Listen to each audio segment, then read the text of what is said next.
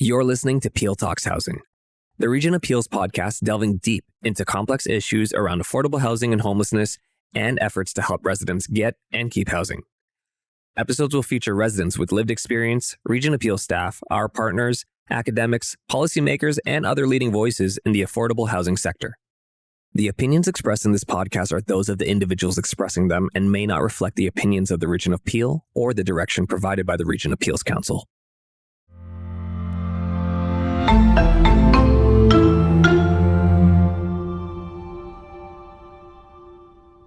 This episode of Peel Talks Housing contains a sensitive subject matter that may not be suitable for all audience members. Viewer and listener discretion is advised. Hey everybody, my name is Axel Villamil and I'm your host for Peel Talks Housing. Today we'll be focusing on the topic of human sex trafficking and impacts on housing. We're here joined by three amazing guests. We have Misha Maloney, we have Leanne Bailey, and Sam McNeil. How are you doing today? How about you? Good. Would love for you to all introduce yourselves, tell us about what you do, and also why you wanted to participate in this podcast. My name is Misha. I'm a community auntie, an educator, community worker, have been doing this work for over 10 years now, and I'm also a survivor of sex trafficking, both domestic and internationally. And the reason why I want to be part of this podcast is because I think it's really important to show, what survivors need for safe housing, and also those intersections of being Black and Indigenous and what those impacts are on housing as well. Thanks, Misha. I'm Leanne Bailey. I'm the manager of anti-human trafficking programs and services for the agency Elizabeth Fry Society of Greater Toronto. In my portfolio, I oversee and supervise the Safe House Bonnie McPhee, as well as the Peel Transition House, which are both designated residences to survivors to access housing, as well as I supervise the outreach team in those communities, where I have a team of 6 that support individuals that identify as victims, survivors of trafficking and exploitive situations in the region of Peel. And I'm Samantha McNeil.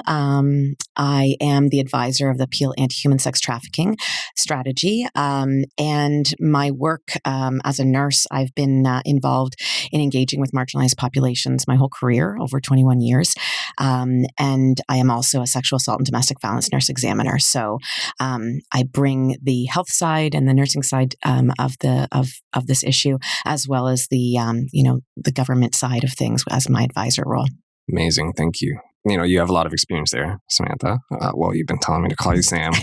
But one of the great things, that you have is that this experience to talk about to the rest of the audience who may not know exactly what human sex trafficking actually is and who's affected by it. So would love if you could explain that for us.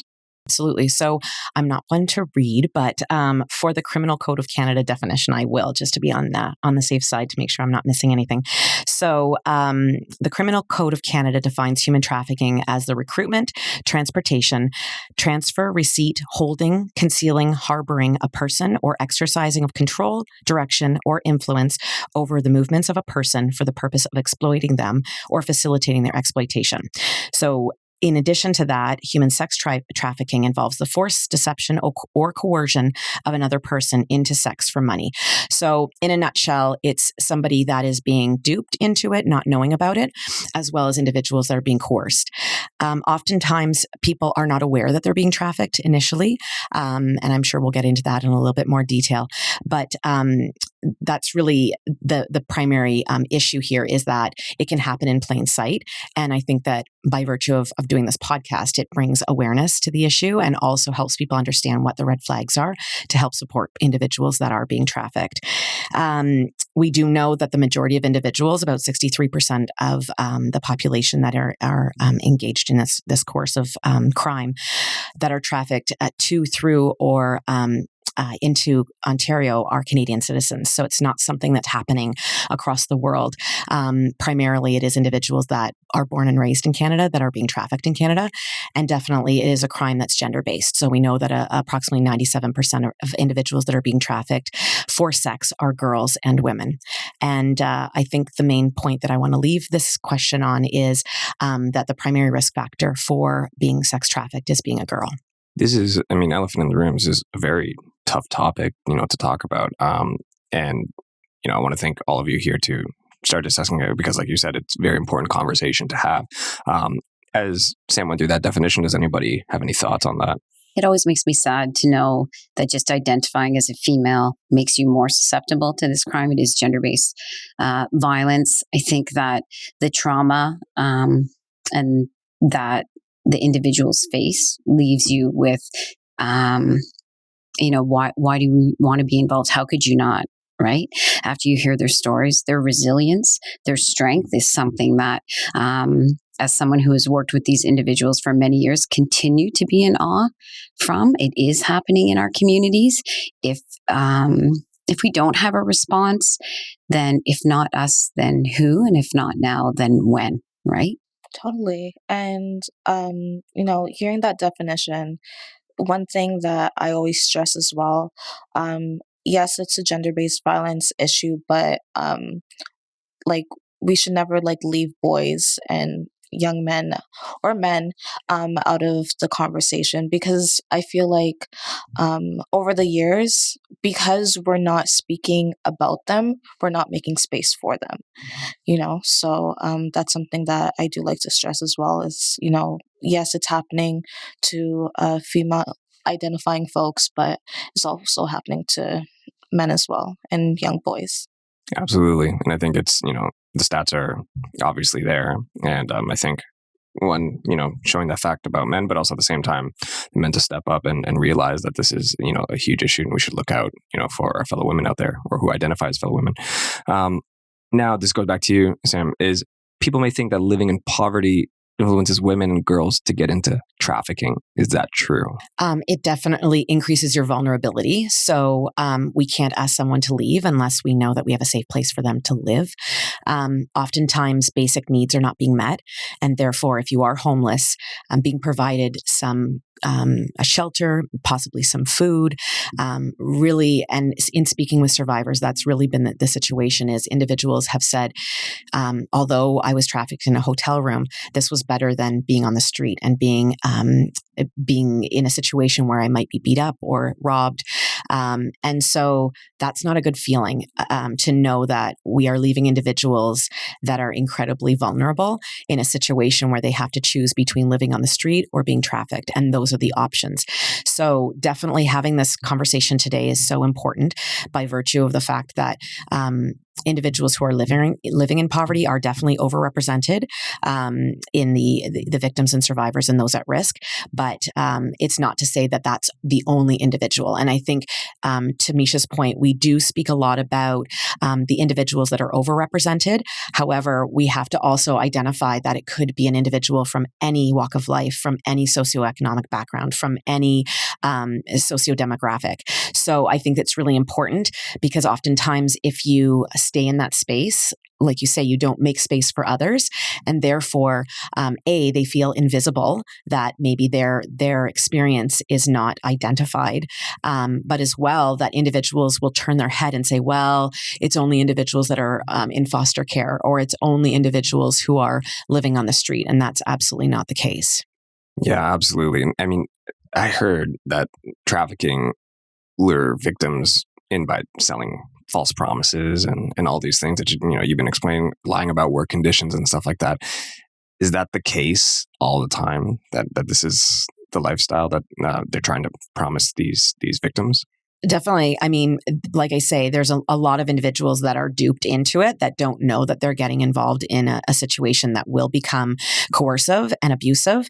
Many individuals will lure their victims by virtue of false pretenses, saying that they'll buy them things, or that they're their boyfriend, and posing as their boyfriend and showing them affection and love and a lot of material things. And then there comes a time where the individual will say, did you think this was all for free? It wasn't. You have two options. You can either go and be in a strip club and make $1,000 a day before you're allowed to leave, or you can pay off your debt through escorting, and there would be a limit of amount of money before they would be allowed to leave. It can get definitely more. It can become more coercive over time as well. And it's not only individuals where it's a man that is posing as a boyfriend or as a friend. There are individuals that are female traffickers as well, and that falls under the radar even further. And Misha, when we've had conversations, and Misha can definitely, if you feel comfortable, providing that experience, because I think that that's absolutely true, where traffickers will put individuals in positions where they feel like, no one will notice. Exactly. And for myself, like my first trafficker was female, and the first time I met her, she was lovely. She took me to a makeup store that I've never been into, and she spent like $300 on me and made me feel so special. And that's when the grooming process started to happen. And my first day of, I guess you could say, working, I was met with a photographer, and all the other girls were there, and they were like encouraging me to like, model in like lingerie and being in positions that I wasn't really comfortable in. But, when you have a room of like 12 girls and they're all around your age, you think like, okay, this is normal, I guess. So, yeah, like it was a completely different experience than what my pimp at the time, told me about. She said like, we're like sisters here, we take care of each other. And then it all changed, and she's like, remember that photo shoot? Remember that hairstylist? Remember that makeup artist? Oh, you have to pay me back, So definitely, to Sam's point, it's like a complete switch of what you're expecting. Absolutely. I mean, it like you said, bait and switch, type of situation here. I mean, for you, how did it get to the point where they could take advantage of that? So were you vulnerable already in that state of mind? And that's how they, went on to target vulnerabilities and use those things like makeup and those promises to get you in the door. Yeah, so the first day I met her, she was asking me like, what are some of my goals? And I told her, and I told her I was in university at the time, and I was broke, So in like, now that I'm out and I look back, it's like I could see that she was like taking notes, like, okay, so what can I pull on later on, So telling her, I didn't have a good relationship with my parents. Telling her, yeah, I kind of felt alone. Yeah, I'm looking for money, no, I didn't feel like as pretty at the time. And like, she pulled on all of those things. So I was definitely very vulnerable. And she used all my vulnerabilities like against me. Do you think a lack of housing increases vulnerability? And how does the availability of housing options increase the rate of success, for exit? I can only speak of my story. At the time, I was living in a really crappy basement apartment, covered in mold, with a roommate I wasn't too fond of, and I knew I wanted to leave, and I told this to her as well. So sometimes, she would have me work extra with different clients so I could, I guess you could say, like, pay off the room for the night. So not only did this happen to me, but a few of the other girls who were in really crappy housing situations. So definitely housing plays a part. And like Sam was saying, that I did have to choose between either living in this really crappy basement apartment, or maybe a couple times a night I would be at really expensive hotels, and like Sam was also saying, there were times where our pimp, I'll say our because I'm thinking of the other girls, she would starve us. But little glimpses of hope where she would like give us like really expensive food, like that was nice. And it was almost like she would show us love and then take it away, and then show us love again, and we would get really happy, and we're like, okay, so we can see what she can possibly be like, and maybe more of this can happen. But then she would take it away. So definitely like housing, just all those vulnerabilities can play a factor. Absolutely. Now, this question is directed to you, Leanne. Is it hard to believe that human trafficking is happening in our communities? Like, is it hard to think that it's happening at Peel? Well, it may be hard to think of, but I can tell you that it is happening in Peel. I think that, there's obviously, like we just, touched on vulnerabilities in individuals. If you look at the community or the region of Peel, it is easily accessible for traffickers to traffic girls up and down because of the access to the 400 series highways that are a touch away. I also know, in Peel, there's a huge population of individuals that fit that age gap and, that identify as female. So that makes it, more prevalent in that region. And I think to touch on what Misha was saying, when you're looking at trafficking and housing in Peel, like that, it's, the sheer population speaks to that vulnerability because more people are struggling with that. And we know that through statistics and data and just what's happening out there. I mean, just put yourself in that option where for most of us, even though we feel overwhelmed on the daily, we don't need to worry about where we're going to sleep tonight. Mm-hmm. These individuals do. Absolutely. And I often hear many stories about the choices that they have and understand every day how overwhelming it must be to not know how you're going to keep yourself safe today. So in Peel, that is a reality, unfortunately. And I can tell you that, yes, it is happening. Are these actually reported as well as you think they should be? Like, are you? No, it sounds like you're getting statistics, yeah, but you can talk about data and stats, and that is an important piece because it does educate and teach us things. But keep in mind that this topic is completely underreported, and Misha was talking about male identified. That's even more underreported for reasons such as judgment and shame about coming forward, about the individual's trauma and previous experiences that they may have had with law enforcement or other systems, healthcare system, or other experiences they may have had. Even in shelter, you can offer them a shelter, but that's nowhere that they would like to go because of the trauma that they've experienced as a result of that. So it does speak to that issue of underreported. Why would they report? And they will say that to you if you spend some time with them. It's you bring up the male portion, and it's I've actually only heard about that when I had, as a friend of a friend, let me know about their situation. And I think, you're very right, is that if not even the higher statistic of females are being reported than the males at all not being reported is even crazier to think that. That's really unfortunate. And I think there, needs to be something done about that. So I'm glad we're having this conversation. Yeah. And you know what, Axel, like back to your question, like we do a lot of community engagements, educating the public in Peel about what's happening. And I remember this kind gentleman who was with a financial institution. It was like a give back kind of thing. And we talked about what sex trafficking is and what's happening in the region of Peel. And he was very concerned. And he looked at me and he said, like, well, what does it look like so I know? And then I said, it doesn't really look like anything. It's two girls looking at a phone in the mall. It's a bus stop. It's, a schoolyard.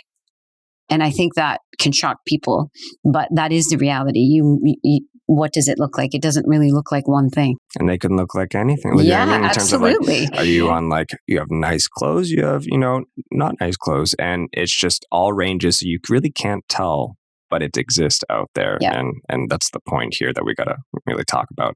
This question is back to you, Sam. There aren't many regional governments directly involved in this issue. So the region of Peel seems very committed to being part of the solution. Can you expand on this? Sure, absolutely.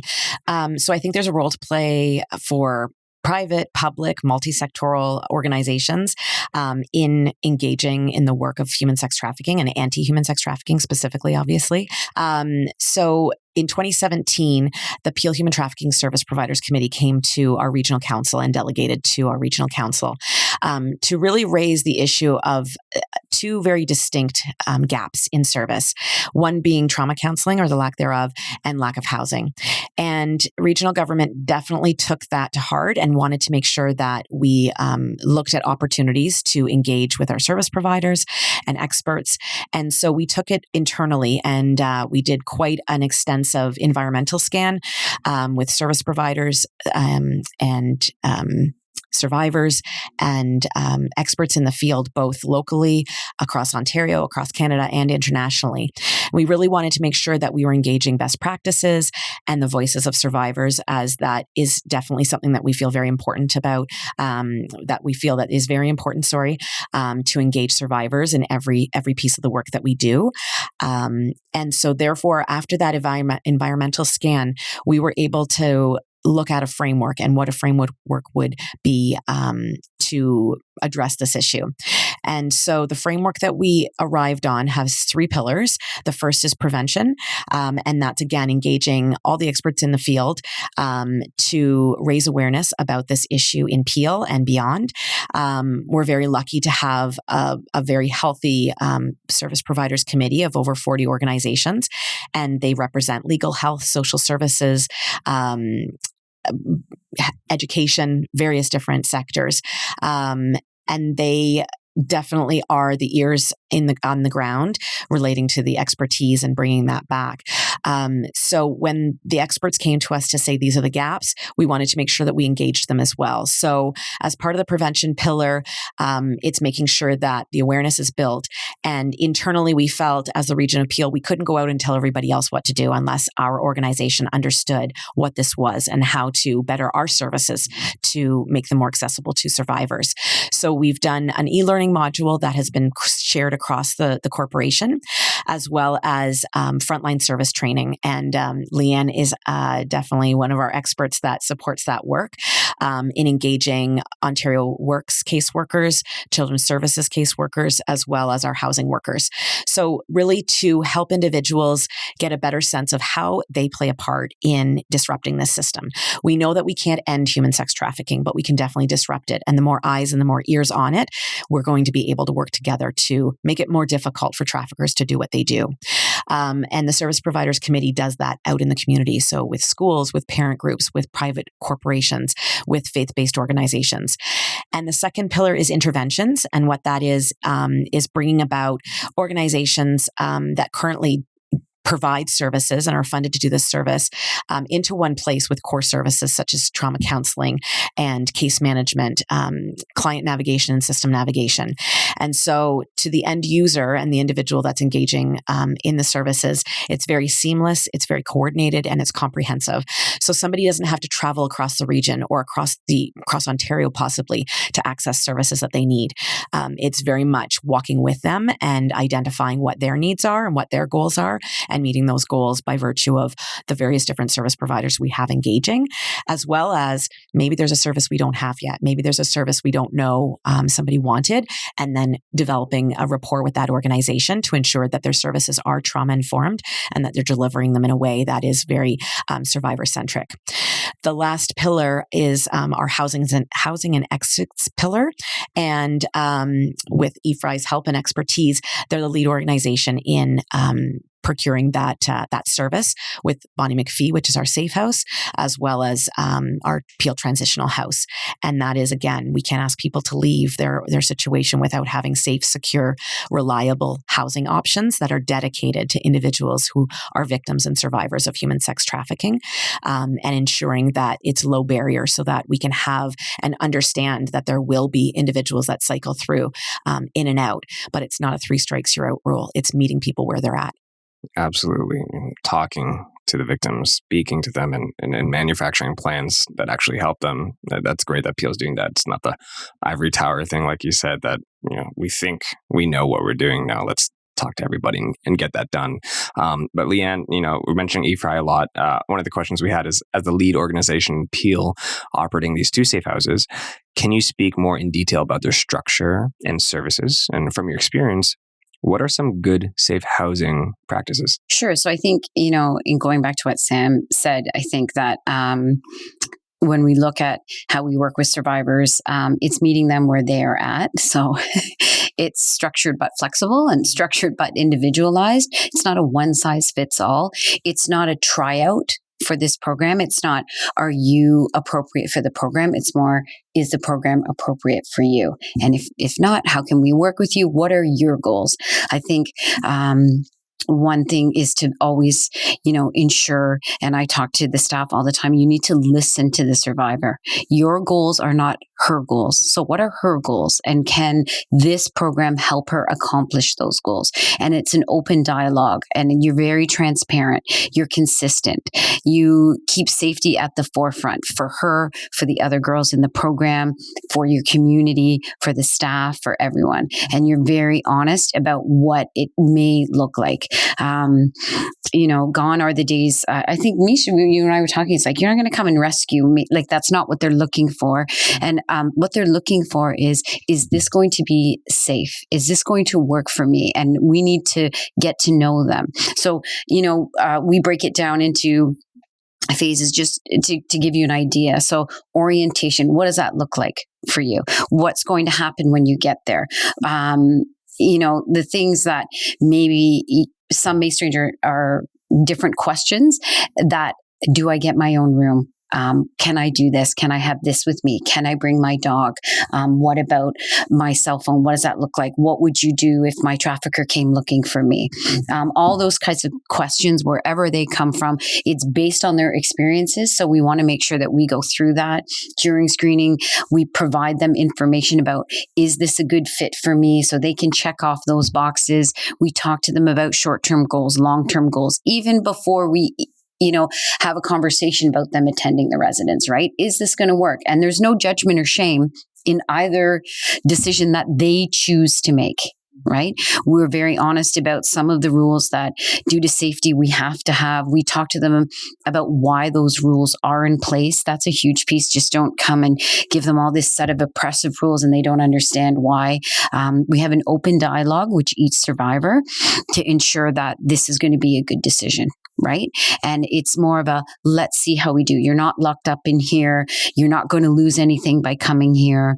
And it's just continuation and just really listening to them and what they want. Yeah, listening is, you're right.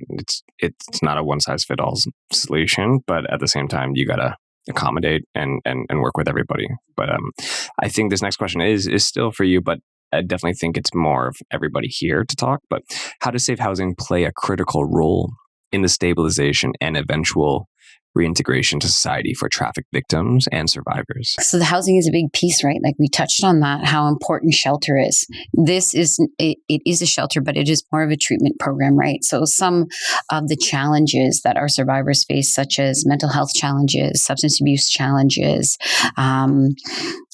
issues related to the extreme trauma they have faced. How are we going to keep them safe, and how are we going to support them through that? Right.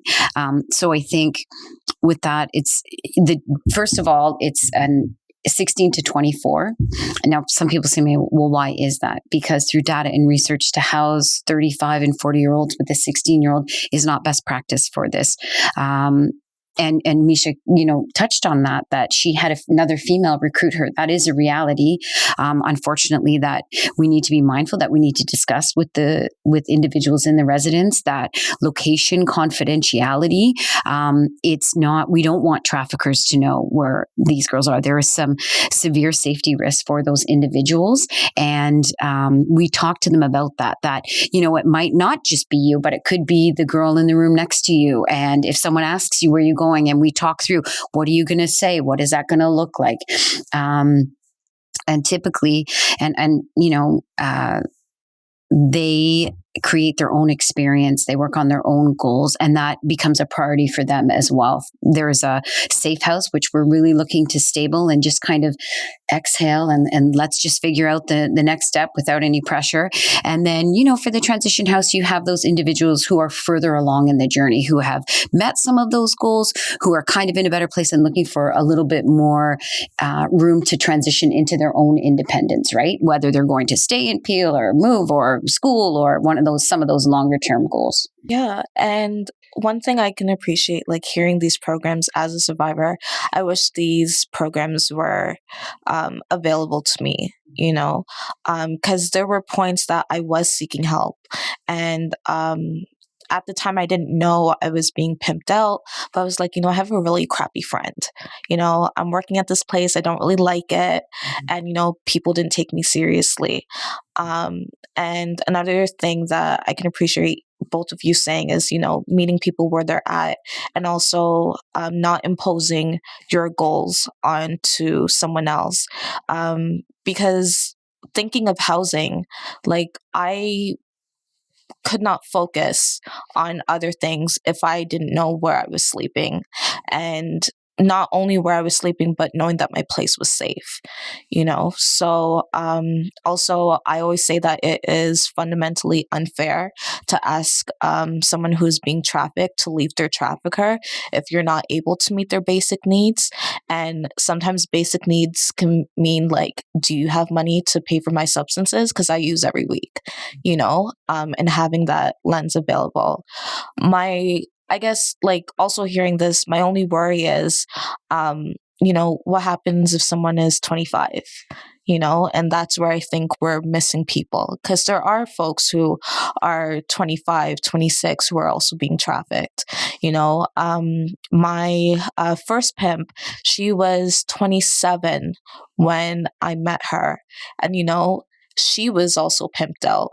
But in her words, she was saying, my boyfriend helped me, look at our condo now, like we're living the life. But now that I'm older and I'm out of the game and I can see it from the outside, it's like, no, she was also a victim too, So it's like, if those services were available to her, would she continue like recruiting other girls, And a point that Leanne made earlier is that, trafficking can look all sorts of ways. And I think of, my story where there were times where I would be downtown with my school bag, over my back, and then a purse full of like lingerie and toys and stuff. And like no one knew what was happening. And my pimp would, pick me up right after class, drop me off, before another class. And this was my routine for most of my university life. So yeah, it's a complex issue, but I'm glad to hear that work is being done. And when it comes to transitional housing and involving survivors, like it's amazing to hear. I just wish, for myself, I wish those opportunities were like given to me or to people that look like me as well, because we don't hear about them. Yeah, absolutely. I mean, Misha, victims of human trafficking often don't seek that help. Like you said, there's a lack of trust. You've been through so much. How did you feel about actually getting help? When you did, what point did you decide to leave? So my leaving story is a bit unique. So, I had a bad date. I had told my driver at the time that I didn't want to work for the rest of the night. And he's like, okay. And he kicked me off in the middle of the highway, close to the border. So that was me leaving the game. And afterwards, I thought I was doing all the right things. I thought I was ready. So, I moved, I changed my number, and first thing I did was go seeking therapy, and I wasn't ready. I was ashamed, feeling that, I was like, what's wrong with me? The fact that I don't want to go to therapy. I'm like, did I enjoy this? Because I know I feel like I didn't, but I just wasn't ready to share. So it took a few years of not going to therapy to meet those basic needs, mostly by myself, but some folks did help me along the way. And then when I was ready to get those services, like I went to them. A lot of the services that I was a part of were cultural. So they were Indigenous services that helped me not only connect back with my culture, but had a lens that I understood. Because a lot of the time, these services, not all of them, but some of these services are very Eurocentric, and they don't understand what it's like to be an Indigenous woman or a Black woman or Black person, Indigenous person, accessing these services. Like, I remember I was doing a speech for a transitional house, and I asked them, I was like, okay, this is amazing. Do you allow your clients to smudge their room? Because that's important to us, and they're like, no, because that can start a fire. And I was like, well, then, it's great, but it could be better, Of course. Yeah. So. Absolutely. I think I want to bring this last question for everybody is thinking of prevention and creating awareness. What type of conversations should parents, caregivers, and schools have with their young girls and boys? Again, I can only speak of my experience. So my mother is a part of law enforcement. So, I would say that for parents, the first thing they have to do is take care of themselves. Because if they do not take care of themselves, they can put that onto their children, even if it's unintentional.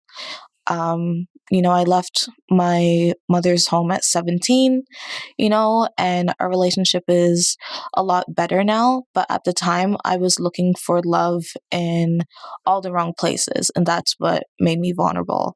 So, yeah, one of the first things, parents, caregivers, please take care of yourself first. And also, educating yourself of what HT can look like. When I think of prevention, in our schools and the places that young people access, community centers, even in malls, like, are you making safe spaces or safer spaces, I should say, for folks if they feel like this is happening to them, that they can, come and seek help. So when it comes to prevention, it starts with education. It starts with taking care of each other and, keeping an open mind and keeping an open heart to help folks on their healing journey. Yeah, I think that to Misha's point, youth empower youth. Right. So firstly, for parents and caregivers, you need to recognize that to empower your children in making those choices. You're right. It might never happen to your child, but it might happen to the person sitting next to them. And you could be an ambassador and you could really make a difference for them. And it's very important for youth to have a high level of awareness of trafficking and exploitive situations so they can watch out for them and know what it looks like or what it could look like. And I think that's important. To Misha's point, they need people that look like them. When I talk about the houses, I could tell you all about the program, but it's never as impactful to someone who's actually been in the program. And that is huge. And you need to listen to youth. You need to listen to survivors. You need to talk to them about their experiences. You need to learn from your mistakes. And, you need to do better. I know myself and my agency and my staff are committed to collaborating, working with BIPOC agencies and specific services to be better able to support. And, you're always thinking of justice, equity, diversity, inclusion in everything that you do. And I think youth have a role in that with each other. Yeah, absolutely. I can't agree more with both of you. I think that you've definitely covered it. One other thing I would say is that for parents, caregivers, educators to not turn a blind eye, it is in plain sight, and to understand that it could happen to anyone. It's not a one type of person. It's not a cookie cutter situation. So I think oftentimes people want to think, well, that's not going to happen to me. That's terrible, but it's not going to happen to my family, to my friends, to my nieces. And so that's the one thing, is become educated about, what are the risk factors and who could potentially be lured into this. The other thing too is being able to have these dialogues. They're difficult dialogues to have. I think with regards to youth, again, going back to stats that are super underreported, but the average age of entry is about 12 and a half, and the average age of somebody being entrenched is 17. And we know with adolescents and youth that they don't like to be duped. They don't like to be tricked. They don't like to, they know what where it's at, right? What everything is. So when you talk to an individual saying, you just have to have your feelers out. You got to be aware. If it's a friend, it's somebody that's making you feel like it's too good to be true, or whatever the case may be, make sure that you're being critical, not to the point where you can't go anywhere and you can't, you're always fearful of who you're talking to. But at the same time, you never want to be tricked. And I think that is one piece that adolescents and youth really do respond to. They don't respond to, don't do this, don't do that, don't, there's a lot of societal norms. Well, I wish she wouldn't have worn the short skirt. I wish she wouldn't have drank. Well, no, that might be coming from a nice place, but no, we don't use that. That's not going to work. We know that. But ensuring that individuals are not being duped or not being tricked, I think is one way of getting to young people and helping them to understand and also advocate for their friends. Absolutely. Awareness, inclusion, diversity, safe spaces, and, most importantly, just taking care of each other is such a huge part. And as much as this was a difficult topic to talk about, it's probably the most needed topic to talk about because it is difficult. So I want to thank you all for your amazing, amazing info and time and sharing your stories and being vulnerable. This wraps our episode for Peel Talks Housing. I would like to thank Sam McNeil, Leanne Bailey, and most importantly, Michelle Maloney. Thank you so much for your amazing stories and input. You can find information on our podcast on peelregion.ca, and you can also join the conversation on the Region of Peel's social media accounts.